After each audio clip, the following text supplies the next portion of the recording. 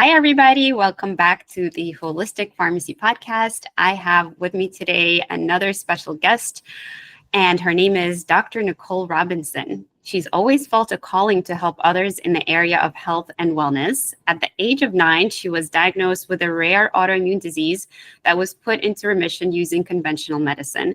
She never forgot the kindness shown by her doctors and wanted to pay it forward. This passion for health took her to the medical field. She graduated with a Doctor of Pharmacy degree from St. Louis College of Pharmacy in 2011 and began working in the U.S. Army as a pharmacist. Upon completing her time in the service, she began working for CVS Pharmacy in 2017. In 2020, Dr. Robinson was introduced to the world of functional medicine, and within a few months, she achieved certification as a practitioner through Functional Medicine University. She quit her job at CVS and branched out on her own. All this time, she recognized that there was still some unresolved issues in her health. So using a holistic approach, she started doing the work, seeing the results, and helping others do the same. She currently owns a one-on-one practice where she inspires, educates, and coaches women to the healthiest version of themselves. Awesome. Well, Nicole, welcome to the show. And I'd love to start out with what I ask everybody. And this is really just about how you grew up and how you came into this work. And in your case, that was already evident in the bio. So maybe you can tell us a little bit more details about that journey. Yeah. So, gosh, I feel like this started so long ago for me. So, I mean, even as a kid, I had, a chronic health issue, an autoimmune disease that was considered so rare. And honestly, it took years for doctors to even figure out what was going on. And back then, conventional medicine was, still the mainstream. And my mom really did everything she knew to try to help me. She did try a few natural things, but what she was trying, I didn't really respond to. So we just continued on the conventional route, which was high dose steroids. So that got rid of the symptoms. But when I look back at it now, I really feel like a lot of the problems that I developed as I grew older were probably stemming from those high dose steroids. I'm always wondering, like, what did it do to my gut? What did it do to my liver? Did it affect my reproductive organs? Kind of what all actually happened there? And could I have done something different?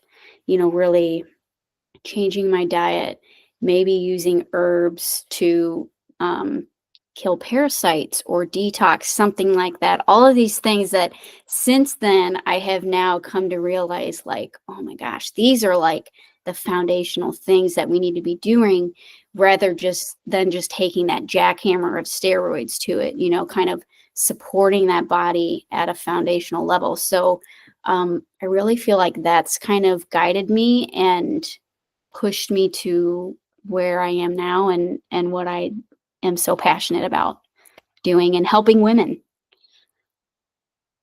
Yeah, I can totally relate to that story. And especially when you're a child going through the medical system, you don't really have that full autonomy yet.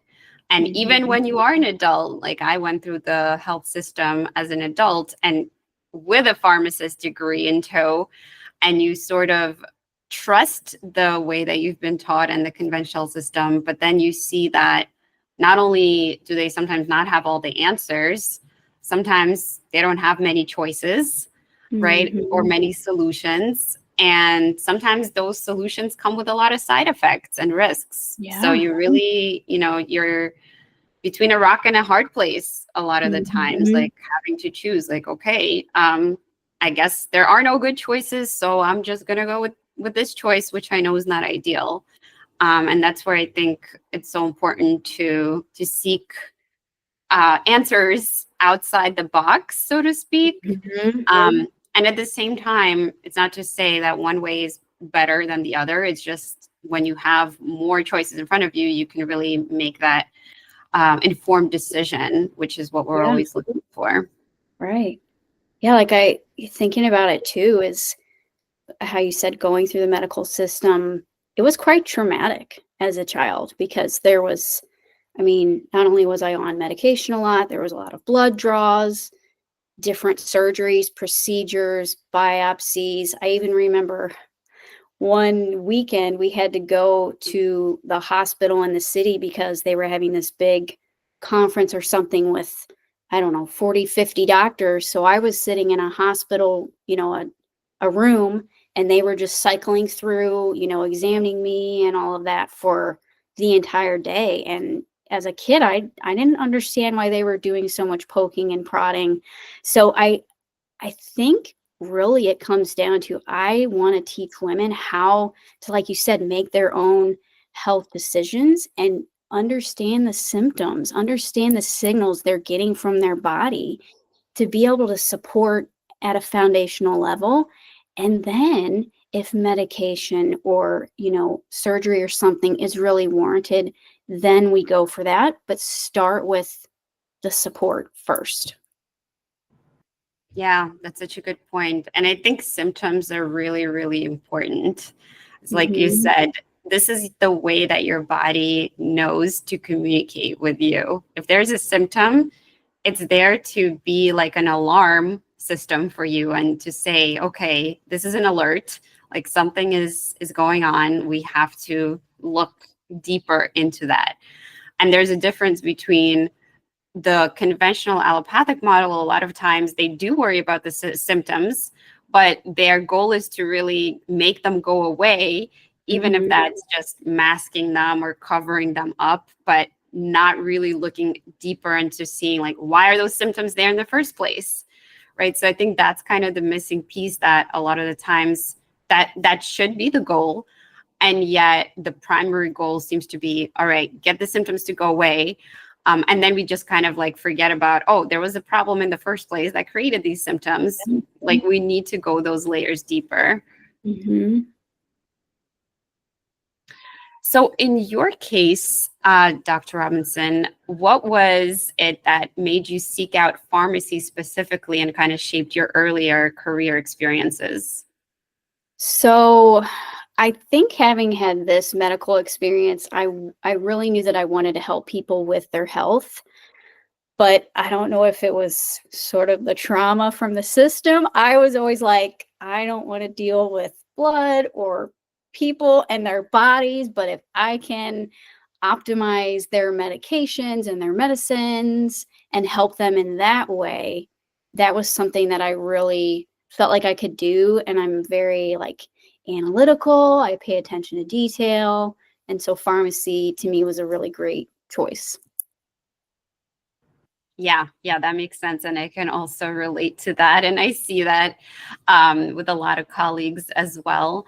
And so, what was your early career life like when you decided to do the Army services and then you decided to do CVS and then you decided to do FMU? Like, what prompted all of those changes for you? Yeah. So the program that I went through for pharmacy was a 6-year program. And about 2 years through, one of my friends was like, "Hey, we should join the Army. We should do ROTC." And I was like, "Okay, that might be cool. They pay for your school and everything." So we went ahead and did it. And as soon as I graduated, within a few months, I was then active duty. So I moved to San Antonio, Texas, where I had my first duty station. And, there was some Army things that I had to do, but most of what I did focused on being in the hospital pharmacy. So I got to do a lot of like outpatient pharmacy. I did a little bit of inpatient experience, but my favorite was working with the Wounded Warrior Transition Unit. So I got to be somewhat autonomous. I worked with some of the other MDs in the office, but I would meet one-on-one with some of these wounded warriors and go over their medications with them, um, which was good because, trying to see like, is there anything that's interacting? Is there any side effect or symptom that you're having that's because of something that you're taking? I feel like now I go a lot deeper into health, but for me, that was going deep at the time. I really enjoyed that. And I liked just having that time to talk to somebody one-on-one. So I was in, 6 years active duty. And at that point, I had my second child and decided that I was going to get out of the service and move back home. So I did that, and I wanted a pharmacy job that was part-time, decent hours, so that I could still focus on taking care of my children as well. And I really liked the job security that I had at CVS. Was I, completely fulfilled in my job and satisfied? I wouldn't go that far, but it was a good time. It was a good experience. I still got to work one-on-one with people in the community because it was a smaller pharmacy. So I did like that. But I remember this one customer, him and his wife would always come in, and they were an older couple, and he would not sugarcoat anything. And one day he said, "Man, these prices are so high. How can you work here knowing that we're just all getting price gouged on all of this?" And I really took offense to that. I was like, I'm trying to do my best. I'm trying to support my family, but it really stuck with me because it kind of opened my eyes to look around and see, like, nobody's getting better. Like, they're lucky if they're maintaining their level of health. Nobody's getting better. And so that really stuck with me. And I kind of started to think, like, how long am I going to do this? So fast forward probably like a year or so, and my brother-in-law is also a pharmacist, and he started talking to me about gut health and how he was, changing his diet and doing different things and starting to feel better. And I was like, what in the, like, I'd never heard anything like that. I never heard anything about that in pharmacy school, but it really intrigued me. And so I started, he sent me some links to look at. I started looking into it and seeing the results that some people were getting just by working on their gut, losing weight, anxiety going away, periods getting better, thyroid issues resolving. Like, I was just like, I didn't even know you could get better from any of those things. So, I went down the rabbit hole, and I started to kind of apply some of those things to myself as well. And, at the beginning of this process, I would have thought I was a pretty healthy person, but then looking at my symptoms and, like, taking an honest look at what I was really dealing with day to day, including my periods, which were absolutely terrible, I, was learning more and more, continuing to go down the rabbit hole. And I was like, 2020 hit. That was the last straw. I was like, I can't, in good faith, keep doing this and vaccinating and doing all the things that, as I learned more, that I just didn't agree with. And so I decided to get certified at Functional Medicine University to be able to be a practitioner. And my uncle is a chiropractor, and I was talking to him before I actually finished the training, and he was like, "Well, why don't you just get certified and then just come work? You can have an office in my clinic." And so that was like, done deal. I'm in, so that was, when was that? Beginning of 2021. So this is like year 4 for me of, seeing people one-on-one and just working on foundational health. And gosh, some of the success stories are just so great. I love it. It's my life, it's probably your life too. Yeah. What an amazing way to transform your career and reignite your passion, because you got into this to help people because of your own journey and your own health experience. And now you get to go all the way around and be your own first client, which I think we all kind of are that are on this path, and get to pick up the pieces that we just sometimes, like you said, take as normal. We take this, lack of energy, lack of drive, lack of motivation, dissatisfaction, being exhausted, having painful periods, whatever the case may be. And we just kind of take it as, oh, this is how it is. This is how everybody is. This is the average person's health journey. But that is not normal. That is not optimal. Just because it's common doesn't make it normal, and definitely doesn't make it optimal. So this is an opportunity to really be the models for our patients when we walk the talk. So I completely resonate with that as well. So Dr. Robinson, sounds like you had amazing synchronicity with people in your family and friends. And I think that's another thing that people may take for granted, that your network is your net worth, they say. Mm-hmm. So it's talking about your passion and even sharing your pain points and your problems can really help find solutions from the most unlikeliest of places, and also the people just closest around to you that may be resonating, may have solutions waiting. So I love that you got an opportunity to network and find your niche very close to home, so to speak. So tell us a little bit about how you were first starting out and developing this practice and this business. And then, you can definitely share some success stories as well. Yeah.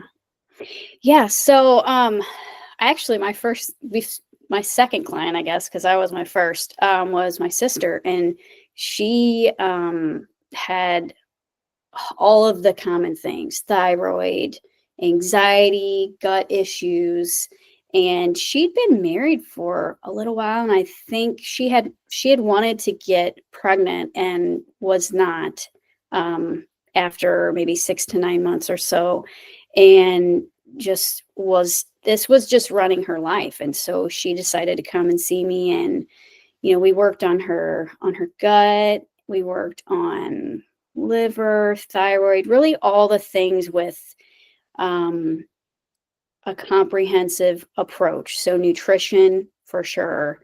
We were trying to optimize her sleep, trying to work in some other techniques to really regulate her anxiety and figure out, is there anything that we can take out or adjust your routine to help with this anxiety? Because that's where I think a lot of women get hung up, is when the idea is brought up, well, is there something you can change? No, I'm busy. I have this, I have my job, I have this and this and this, and the kids have all their sports and all the things, and we can't adjust. And I'm thinking, okay, well, you can't go on like this for much longer if you're having all of these problems already. So something's got to give somewhere. So oftentimes you need to really sit down and be honest with yourself about what all you're doing and what absolutely needs to be there right now. Because if you're having all of these symptoms, again, like we just talked about, this is your body telling you, I can't handle this. We're in survival mode, and we can't be in survival mode forever. So probably, I want to say it was about a year that I worked with her, and she did the hard work. She did end up taking a break from the job that she was in, because we figured out that was the main source of stress for her. So she did take a break from that for a while and just focused on healing. But gosh, did she get so much better. Her gut was better, her skin, she had lost weight. She got pregnant with her first, with her daughter. So it's just all of these things it was just such a life changer for her. And so I think in the last few years, my protocols have definitely evolved to be, to really identify patterns of symptoms now that I've seen a few people. So I do, some lab testing and things when it's needed, but I also feel like symptoms are very telling. And once you've seen so many people over a few years, to me, it's well, this pattern is telling me that we probably need to rebuild your gut. So I don't know that we need to, go in and do all the testing on everything, but definitely it's more, I use it to kind of hone in, and if there's something like if I'm torn between, two directions, well, then let's do some testing to figure out what the best thing is for you as an individual right now. Yeah, yeah, definitely. I have to agree as well. I think the real epidemic and perhaps pandemic as well is the culture that we're swimming in, right? The waters that we swim in, which is like the constant drive to be productive and to do all the things and to be go, go, go. And like that expectation by itself is not sustainable, especially Mhm. for women, especially if we're of childbearing years and we're trying to either have kids or be present for our kids. It's like there's only so many pieces of us that are available to give to certain things. And I think, like you said, just kind of managing those expectations and having that honesty, real talk with yourself or with a practitioner, with a trusted person, to really understand those priorities and understanding that there's different seasons for different things in life. So yeah, like the saying, you can have it all. Like, yeah, maybe you can have it all, but you can't have it all at the same time indefinitely, right? Like Mhm. there's a pattern that we also have to kind of um, get get into our program, get into our system, because everything in nature has a pattern and a season, and we're no different. Mhm. So, what has been like the biggest hurdle that you feel like you have to overcome with patients or clients? I would imagine it has to do with like this changing a habit or behavioral pattern, because that's definitely been Mhm. mine as well. And like, what are your biggest clinical tips for being with a client, sitting with a client, and helping them to have like this real talk? Mhm. Yeah, so I would say probably one of the biggest hurdles is um, with the society that we live in. We think that as soon as we make a change, we're going to feel better within a week or two. And so we're so programmed for that instant gratification, right? And so that probably is the biggest hurdle, is getting people to realize that, you're coming in here to see me. You've had these chronic problems for 5, 10, 15 years or more. Don't expect your body to fix everything in a month or 3 months or maybe even 6 months. Like, these deep healing things take time, you know? So that's probably the biggest hurdle, I would say. Um, what was the second part of the question? Yeah, the second part is like, how do you manage these expectations with clients? What can you tell us Mhm. as far as like clinical pearls or advice that you would give to somebody right now who may be struggling or finding it challenging to take something off their plate and to prioritize their healing? Mhm. So what I always think about is that people make time for what they want.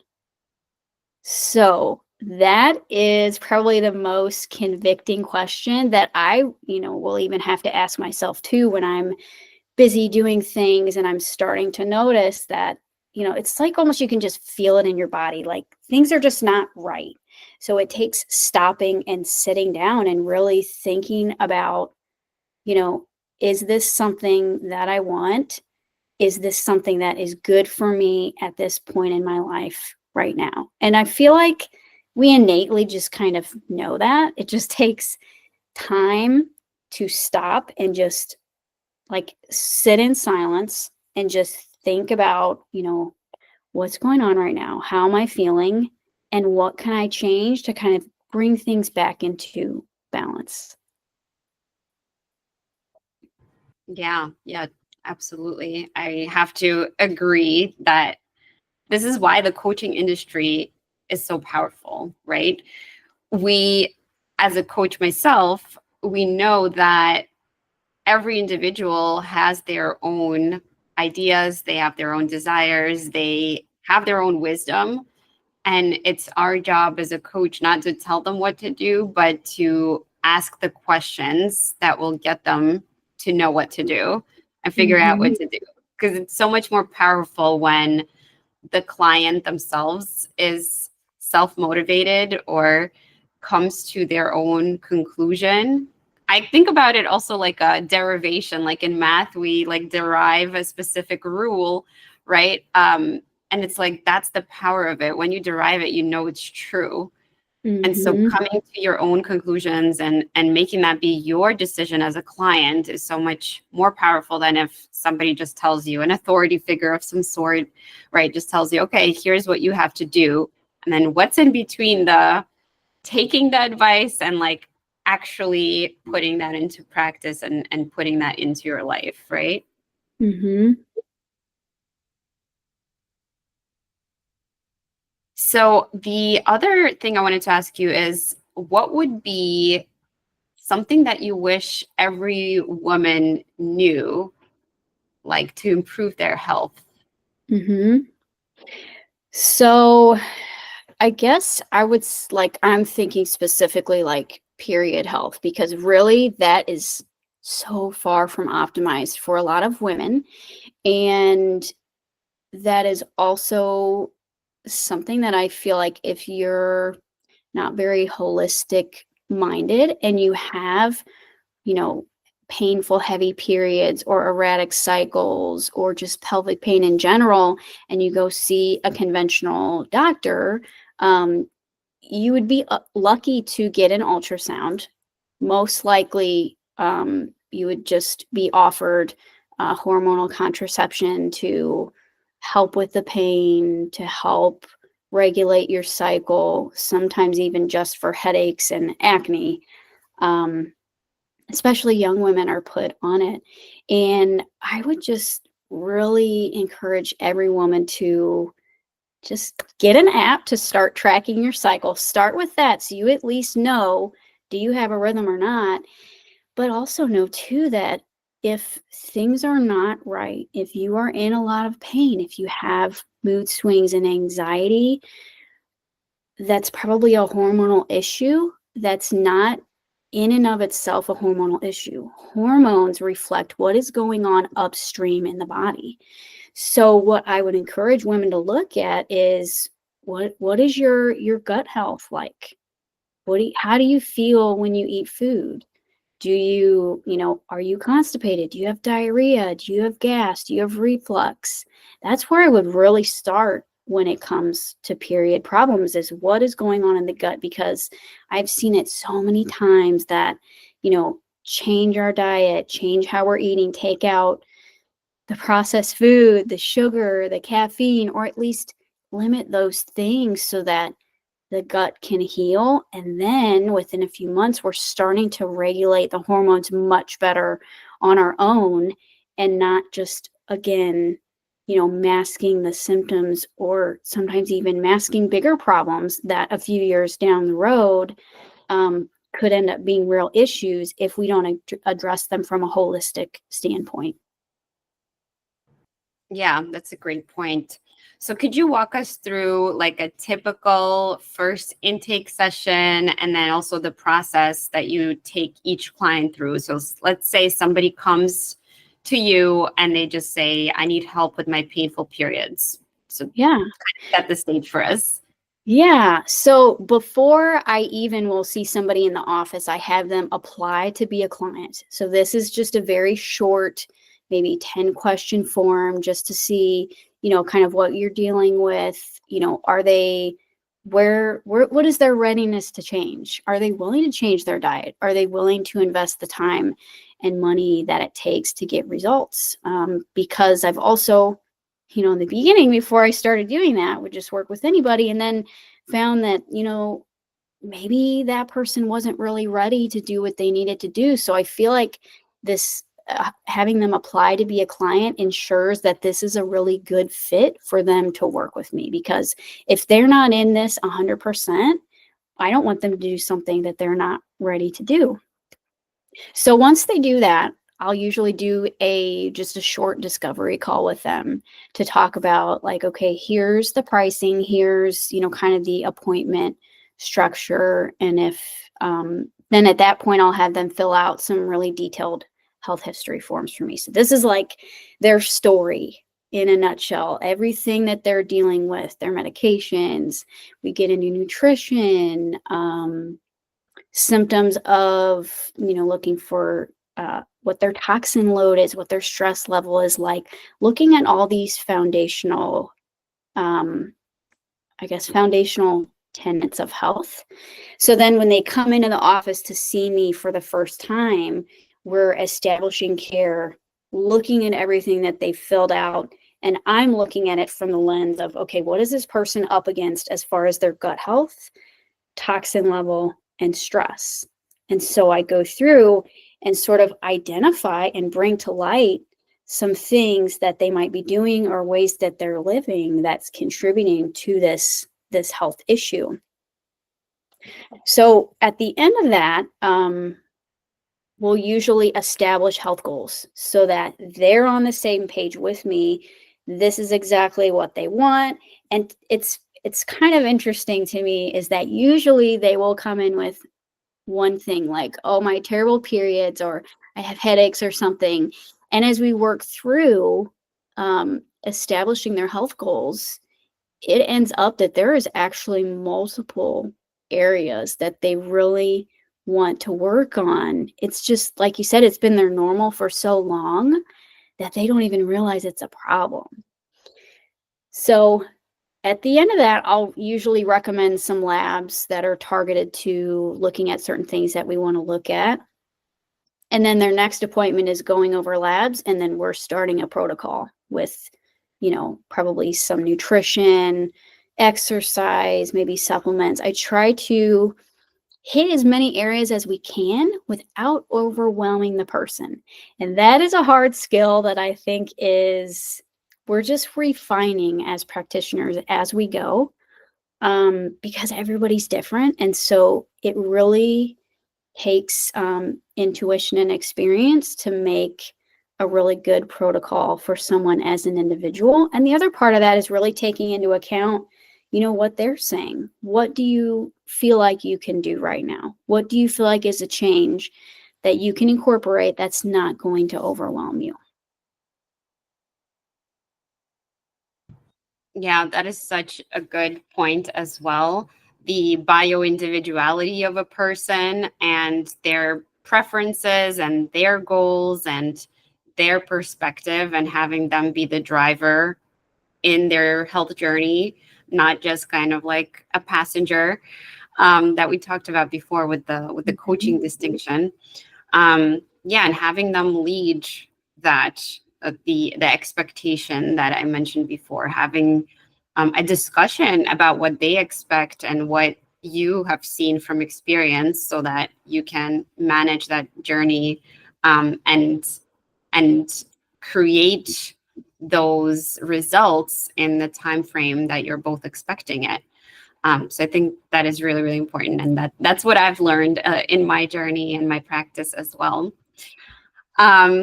Cool. So how long does a person typically work with you? You mentioned you worked with your sister for about a year. Like, what would you recommend as like a time frame that somebody can expect to come in and do this whole process of discovering what is leading to their condition, and then all the changes that it might require to reverse or mitigate and modulate what's going on? Yeah. So it really is quite individualized. However, I usually tell women plan on working with me for about 6 to 12 months. I do have some that I've see longer, and then, maybe they're doing better for a while, and then, habits start to slip, and they're like, hey, can I come back in and do a quick follow-up so we can get back on track? Sure, we can do that. But I'm not I'm expecting results a lot quicker than 6 months, though. And it's usually not everything gets better at once. It's usually within the first couple of weeks, we're noticing changes in digestion. We're noticing more energy.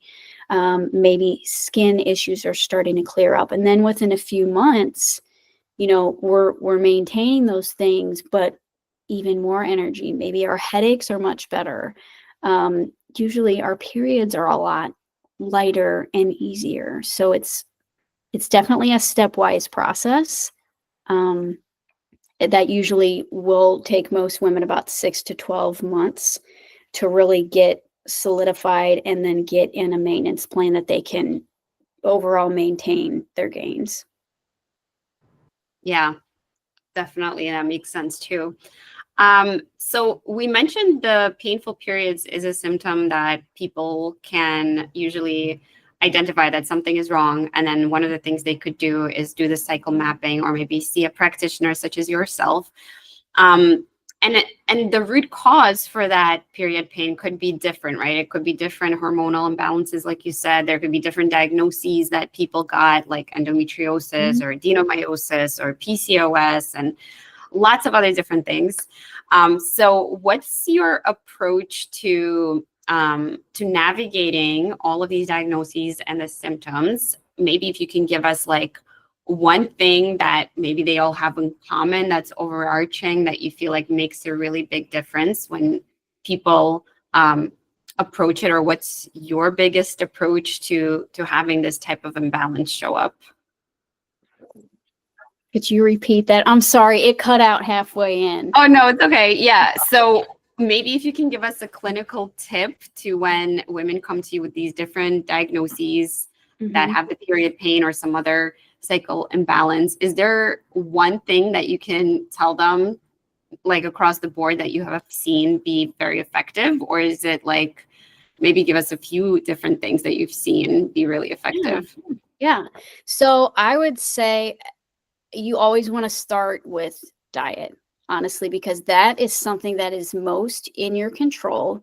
And if you're not, if you haven't taken a lot of supplements and things like that, I really feel like those are better to incorporate with a practitioner, so you can really see and monitor how your body is doing with that.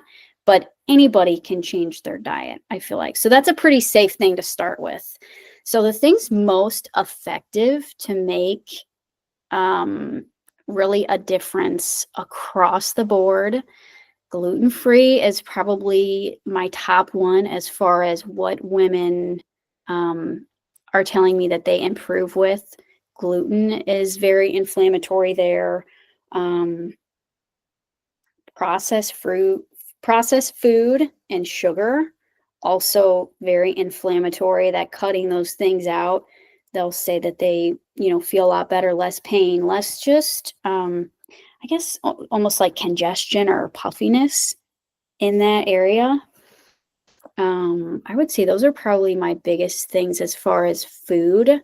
Exercise is also really good at regulating hormones, estrogen, cortisol, progesterone. So that is probably another thing. And it doesn't have to be like you need to go and get a gym membership and start doing HIIT training on all of this. Like, just start with what you know that you can do. Start with just walking a few times a week. And then once that's, a habit that's part of your routine, start adding strength training in. You'll be so surprised at the difference that makes in how you feel and, what your mood is like. And then you'll start to notice a difference in your period. Again, hormones usually take a couple of months to really see the difference of changes that you've made, but just be patient and trust the process and know that your body is working on things and starting to heal.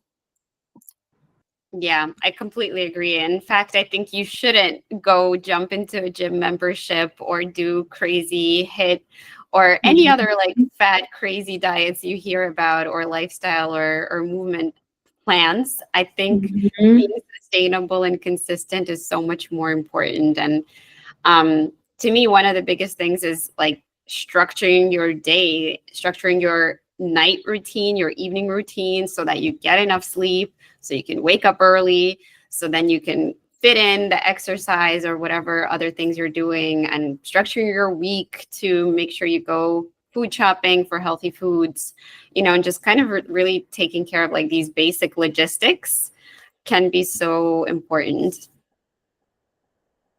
Yeah, and there's a huge mindset piece to all of that too, because our brain inherently doesn't want us to change anything because it wants to keep us safe, right? So a lot of it, when women are like, oh, I tried to exercise, but I just didn't have time, or I'm really trying with the diet, but it's just so hard because I go to all of these parties and different functions at work and they have all this food. And I need to be like, yes, but you need to start telling your brain things when it says, you're too tired for exercise. You need to come back and say, exercise is going to give me energy. Exercise is going to make me feel good. And then with the food, I'm going to make a choice that's going to make me feel good rather than thinking, oh, I'm so deprived. I can't have the cake or the cookie or the alcoholic drink. You need to change your thoughts and think, I want to choose these things because these are good for me. These are going to make me feel good. This is what I want. I do not want that. Yeah, your mind can definitely play tricks on you, and we can go into a whole rabbit hole with this one. And I I think this is like number one is tapping in, and this goes back to what you said, like if somebody's motivated to change, if somebody's committed to change, that is tied to your mindset, your readiness to change. So it's like sometimes you have to get to this point. And then sometimes you can have help like coaches and practitioners or like self-help books or personal development, what have you. But this is coming to light, like all the science that we now have backing the like power of neuro regeneration, of changing the way your brain is literally wired. And it just takes repetition because like you said, it took years, right? Months, decades to get you to have these issues and to have the kind of brain that you have and the kind of patterns that you're experiencing. So it is going to take repetition and consistency to rewire all of that and to make these little steps and to finally see those differences. So I want to thank you, Dr. Robinson, for an amazing interview here. And you've given us some wonderful clinical pearls along the way as well. And if you have time, I'd love to do a rapid fire round of questions with you as well. Sure. Yeah. All right, beautiful. So question number one, what's your number one advice for somebody to improve their quality of life right now?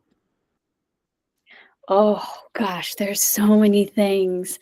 I feel like diet, honestly, like is the number one thing. Like if you can honestly like processed food, cutting that out or restricting that across the board, no matter what you're dealing with, that is guaranteed to give you some really great results in pretty much every aspect of health. So that would probably be my number one thing. Love it. Yeah. And easier on your wallet probably as well. Yes. Yeah. Question number two, what has been maybe like a pleasant surprise from starting this practice and building your business that you didn't expect? Oh boy. I would say, I expected success stories, but just in this last year, probably, or maybe the last 6 months, maybe like 4 or 5 pregnancies that we did not expect. And it was not, different situations too. Like somebody had never had a child before, others it was, dealing with secondary infertility, a couple others that were 6 or 9 months post endometriosis excision surgery that they had expected to get pregnant, right away, and it wasn't happening, and started to work on their gut. And literally within a few months, they're okay, we have to stop your protocol because you're pregnant. That was pretty unexpected for me, but always such a joy to get those messages, and it's usually like, oh, Dr. Robinson, I just found out I'm pregnant. I haven't told my husband yet. And it's like, oh man, yes, we did it. Awesome. Love it. And then what's a fun fact about yourself or a favorite hobby of yours that maybe people don't know about? Let's see. I love cooking from scratch. And I didn't used to be a huge cook, but this journey that I've been on, with my health and helping others with their health, I'm always trying to find new ways to cook things that we were used to having as kids that were just total trash, and making them into dishes that taste pretty close to what we're used to, but without all the junk, and using more whole, unprocessed natural foods. And it, like, seeing the difference too in how everything tastes and how I feel after eating it versus maybe what I used to feel, which was bloated and tired. And now it's like things are just digesting, and I don't feel any discomfort, and I have energy, and this is great. Like, that's probably one of the things I really, really like to do, that and traveling. So, yeah. Beautiful. Yeah, that's the real reward, right? When you actually enjoy how you feel after you eat the food, not like the quick dopamine hit that you might feel Mm-hmm. from a little bit of junk processed foods or sugars or something like that. And it takes that reframing, and then when you really feel that difference, you don't want to go back to the other stuff, the Mm-hmm. cheap Yeah. stuff. Awesome. Well, how can people get in touch with you, learn more about your work? And I think you had a gift for the audience as well that you could share about.